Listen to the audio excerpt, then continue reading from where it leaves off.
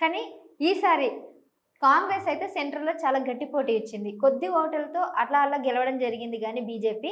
కానీ ఆ ఎంపీ సీట్లు ఆంధ్ర కనుక సపోర్ట్ చేయకపోతే నరేంద్ర మోడీ పక్కా ఈసారి దిగిపోతారు అనేది అంటున్నారు. అవునా కదా? నాకు అర్థం కాదు. ఇప్పుడు MP seat TDP, BJP, Janasena ముగ్గురు అక్కడ కూటమి. ఇక్కడ మీరు మాట్లాడండి, అక్కడ వాళ్ళ కూటమి వాళ్ళు గెలిచారు. ఇక్కడ బీజేపీ 8 సీట్లు వచ్చినాయా లేదా? మీరు అంతవరకే. కాంగ్రెస్కి 8 సీట్లు వచ్చినాయి, బీఆర్ఎస్కి 1 సీట్ రాలే. బీజేపీకి వచ్చిన సీట్లు 3 ప్రాంతాల్లో వచ్చినాయి. North Telangana, south Telangana, central Telangana. మాకు మహబూబ్నగర్ వచ్చింది సౌత్ తెలంగాణ, సెంట్రల్ తెలంగాణలో సికింద్రాబాద్ గెలిచినాం, ఇటు పక్కన ఉన్నటువంటి ఇంకో సీటు చేవల గెలిచినాం, ఇటు నార్త్ తెలంగాణ 4 సీట్లు గెలిచినాం. ఈ 8 సీట్లు గెలిచినటువంటి ఇది దాదాపు సగం తెలంగాణ కన్నా ఎక్కువ గెలిచినట్టు మా ఇది ప్రభావం ఉంది.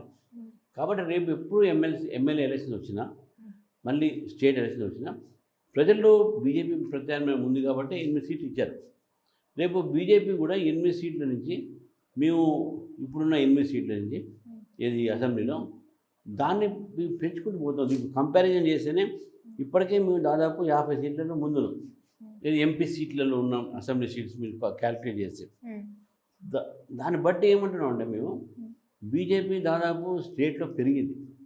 గతంలో 1-2 ఎమ్మెల్యేలు ఉండే, 1-2 ఎంపీలు ఉండే, కానీ ఇప్పుడు పెరిగింది. ప్రజలందరూ కూడా బీజేపీ చూస్తున్నారు. కానీ ఉమెన్కి ముఖ్యంగా మహిళలకి 33 రిజర్వేషన్ కల్పిస్తామన్న మీ బీజేపీ ఎందుకు ఒక్క ఉమెన్ మీ దాంట్లో గెలవలేదు, రాలేదు? ఎందుకు వాళ్ళకి ఇవ్వడం లేదు? డీకే అరుణ ఉంది కదమ్మా, మీరు మర్చిపోతున్నారు.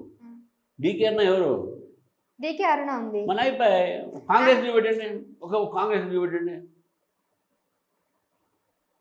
నేను అందుకే చెప్తున్నాను, ఇవన్నీ బయట ప్రచారంలో ఏవో చేస్తున్నారు, నమ్మకండి. మీరు నేను చెప్పింది వినండి. బీజేపీ 33% రిజర్వేషన్, రేపు 33% రిజర్వేషన్స్తో ఎమ్మెల్యేలు ఉంటారు, ఎంపీలు ఉంటారు. ఇంకా అమెండ్మెంట్ అయింది కదా, ఈసారి డీలిమిటేషన్ ఖచ్చితంగా పాస్ అయిపోతుందా? అయింది కదా, పాస్ అయిపోయిందమ్మా. ఇప్పుడు డీలిమిటేషన్ చేయాలి. ఇప్పుడు మీ దాంట్లో పాస్ అయిపోయింది పార్లమెంట్లో, కానీ ఇప్పుడు మీ దగ్గర చూస్తున్నట్లయితే ఉమెన్కి సంబంధించి ఒక్క కార్యకర్త కూడా ఎవరికి అవకాశం కల్పించలేదని అంటున్నారు. అంటే ఎక్కువ ఎవరు అట్లా తప్పదు. మా పార్టీలోనే మీరు అదే అంటున్నారు, మీకు ఎవరు చెప్పింది తెలియదు. కానీ 33% మా పార్టీలో మేము పదవులు ఇస్తాము ఉమెన్కు. రేపు స్టేట్ ప్రెసిడెంట్ మారిన తర్వాత ఆ కొత్త ప్రెసిడెంట్ కూడా 33% ఆయన బాడీలో ఉండాలి. ఇప్పుడు కిషన్ రెడ్డి గారు కూడా వారి బాడీలో 33% లేడీస్ ఉన్నారు. అదేవిధంగా అంతకుముందు బండి సంజయ్ దాంట్లో కూడా 33% లేడీస్ ఉన్నారు. అంతకుముందు డాక్టర్ లక్ష్మణ్ గారి యొక్క బాడీలో కూడా 30. అది మా కాన్స్టిట్యూషను, ఏ పార్టీలో లేదు. అది కాంగ్రెస్ పార్టీ లేదు, ఎక్కడ లేదు. 33% రిజర్వేషను పార్లమెంట్లో రాకముందు నుంచే మేము దాన్ని అమలుపరుస్తున్నాం పార్టీలో. రేపు ఎమ్మెల్యే ఎంపీ వచ్చినా కూడా 33% ఇవ్వాల్సిందే, అది చట్టం. అది మీరు తప్పిదం వీల్లేదు. ఈ సీట్లో ఈ లేడీసే చేయాలి.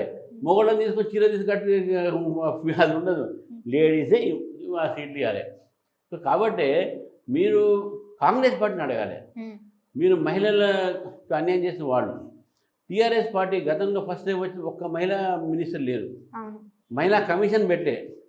ఇప్పుడు ఉన్నటువంటి కాంగ్రెస్ పార్టీ కూడా మహిళలకి ఏం లాభం చేస్తుంది? ఒక బస్సు ఫ్రీడమ్ ఇచ్చారు, కానీ దాని తర్వాత మహిళలకు ఎంత అన్యాయం చేస్తున్నారు, ఎంత రోజు పేపర్ చూస్తున్నాం, ఎంత చేస్తున్నారు, ఏమేమి కేసులు అవుతున్నాయి అని మనం చూస్తున్నాం. సో కాబట్టి మీరు బీజేపీ మహిళలకు ఏమి తప్పది, అది రాంగ్. మైండ్ని తీసేయండి. బీజేపీనే 33% ఇంప్లిమెంట్ చేస్తుంది మా సంస్థాగత ఎన్నికల్లో కూడా. బీజేపీకి వచ్చే ఛాన్సెస్ ఉన్నాయి, ఉమెన్కి ముఖ్యంగా బీజేపీ ఉన్నది కదా. చూపెట్టిన కదా నేను. డీకే అరుణ గారు గెలిచారు మా దగ్గర. మేము అసెంబ్లీలో కూడా దాదాపు 20 మెంబర్స్ లేడీస్కి ఇచ్చాము సీట్లు. ఎవరు ఇచ్చారు చెప్పండి? ఏ పార్టీ? మేమే ఎక్కువ ఇచ్చినాం. అట్లా ఎగ్జాక్ట్లీ. ఈవెన్ ఆంధ్రాలో చూసుకున్నట్లయితే పురంధేశ్వరి గారు ఆవిడ ఫైట్ చేస్తున్నారు ప్రస్తుతానికి. ఉన్నారు వాళ్ళు, ఉన్నారు కదా.